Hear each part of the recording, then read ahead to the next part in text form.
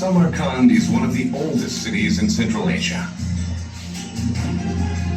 One of the important remains was discovered in 1965 in Afrasiab, northeast of Samarkand, and proved a historical fact that the city was the center of the ancient trade route.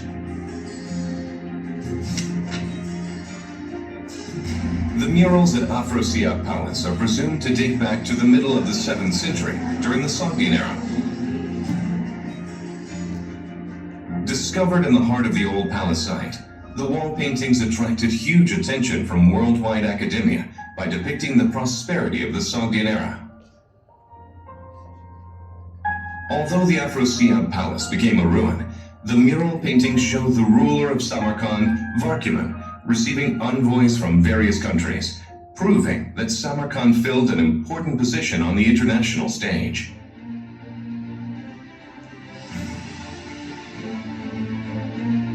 Now let's take a closer look at Samarkand in the 7th century through the wall paintings of Afrasiab Palace. Afrasiab Palace. The ancient palace was found to have about 30 rooms during the excavation. According to Chinese records, it was highly likely to be a 2-story building. It would be a large-sized structure one could see from a far distance.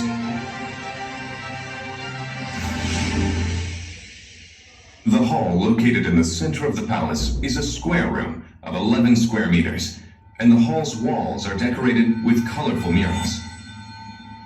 What were these paintings about, and why were they painted? On the principal west wall mural, an inscription remains on an ambassador's robe written in Sogdian. When King Varkuman Unash came to him, the ambassador opened his mouth and said thus, "I am Pukarzate, the Chancellor of Chaganian. I arrived here from Turantash, the Lord of Chaganian, to Samarkand, to the king, and with respect to the king, now I am here. And with regard to me, do not have any misgivings. About the gods of Samarkand, as well as about the writing of Samarkand, I am keenly aware, and I also have not done any harm to the king. Let you be quite fortunate, and King Varkuman Unash took leave of him, and then the Chancellor of Chach opened his mouth.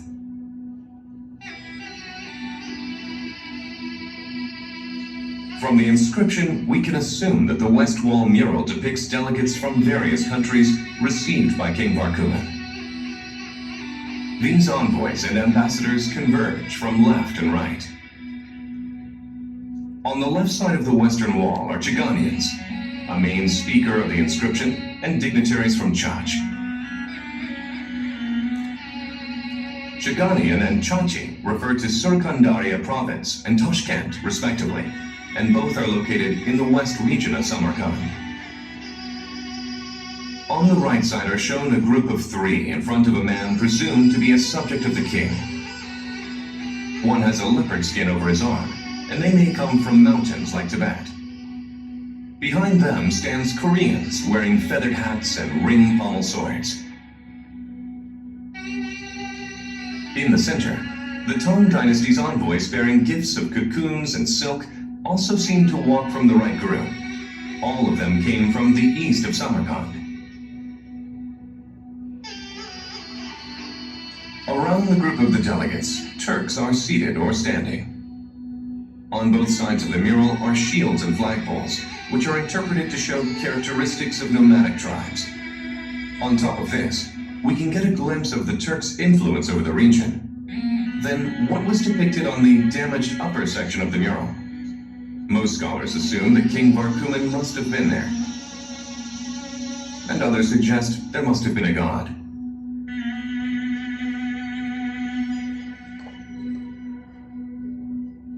Looking from the west wall mural to the left, a procession painted in brilliant colors fills the south wall. A guarded structure and a few people are at the lead. Moving toward the lead, the procession is approached by a rider on a decorated elephant. 3 figures on horseback follow right behind the elephant. 2 men on camelback move forward, and each man holds a club that appears to be used for a ritual. Behind them, figures wearing face masks lead two pairs of geese and an unmanned horse. At the rear of the procession, an outsized image of a lower half of a figure is assumed to be King Varkumen on horseback. The king was followed by his equestrian troops. This procession is assumed to be one to pay respects to ancestors' tombs or a wedding ceremony. What is clear about the South Wall mural is that religious elements on the South Wall coincide with characteristics of the Zoroastrian religion. The North Wall mural is filled with a painting with a theme of the Tang Dynasty.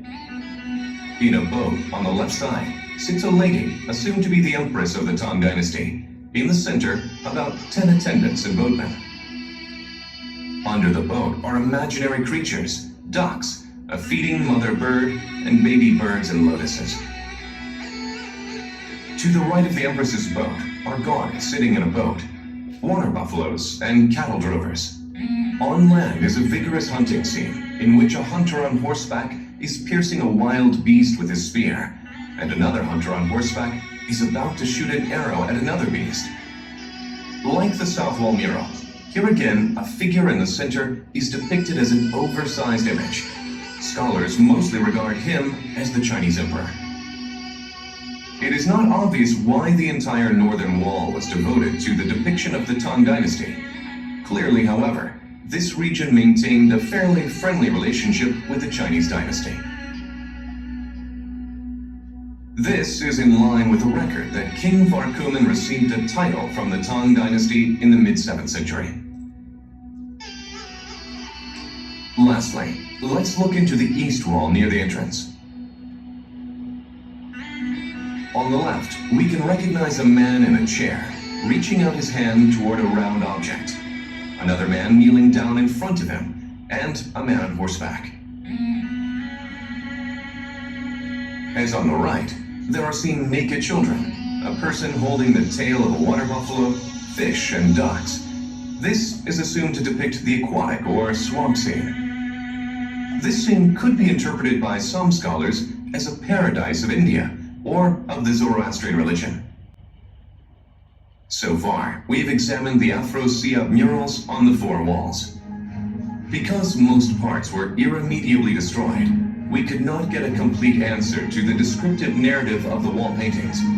However, we could get a glimpse of not only political and diplomatic relations in the Samarkand regions of the 7th century, but also of religions, rituals, lifestyles, and arts through the exquisite descriptions and paintings of brilliant colors. Although the Sogdian era came to an end due to the attacks of the Arabs, the prosperity and internationality of Samarkand seen on the murals still remain today.